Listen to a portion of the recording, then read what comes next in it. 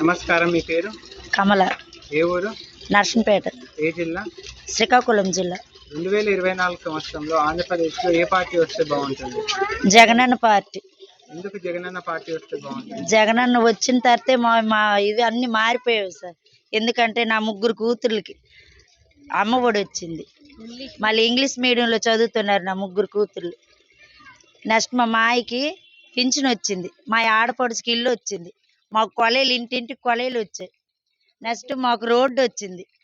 మా ఇంటింటికి మాకు ఇప్పుడు రేషన్ ఇస్తున్నారు. ఇంటింటికి వచ్చి కూడా పింఛన్ కూడా ఇస్తున్నారు. మరి ఎండలో వెళ్ళి మా మాయలు ఉండక్కర్లేదు. ఈ ఉదయాన్నే అవగానే ఫస్ట్ అవగానే వచ్చి ఇంటికి వచ్చి ఇచ్చేస్తున్నారు. అదే మాకు జగనన్నే కావాలని మేము కోరుకుంటున్నాం. ఈ పథకాల వల్ల మీ యొక్క ఆర్థిక స్థితి ఏ విధంగా మెరుగుపడింది? మా పిల్లలకి ఇంగ్లీష్ మీడియం అమ్మ ఒడి పడింది. అమ్మ ఒడి వల్ల పర్వాలేదు మాకు.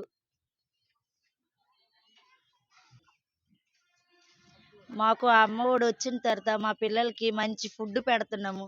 మంచిగా చదివిస్తున్నాము. ముందైతే మేమేం చదివించలేకపోయాం. మంచి ఫుడ్ పెట్టుకోలేము. ఇప్పుడు మా జగనన్న వచ్చిన తర్వాత మేము మంచి ఫుడ్ పెట్టుకుంటున్నాం. మళ్ళీ నెక్స్ట్ ఇంగ్లీష్ మీడియం చదివిస్తున్నాం మా పిల్లలకి. చంద్రబాబు ఉండేటప్పుడైతే ఇవేం లేదు. చాలా ఇబ్బందులు పడ్డాము. చాలా బాధలు పడ్డాము. మా జగనన్న వచ్చిన తర్వాత మాకు ఇప్పుడు ఇంక తిరిగి చూడక్కర్లేదు.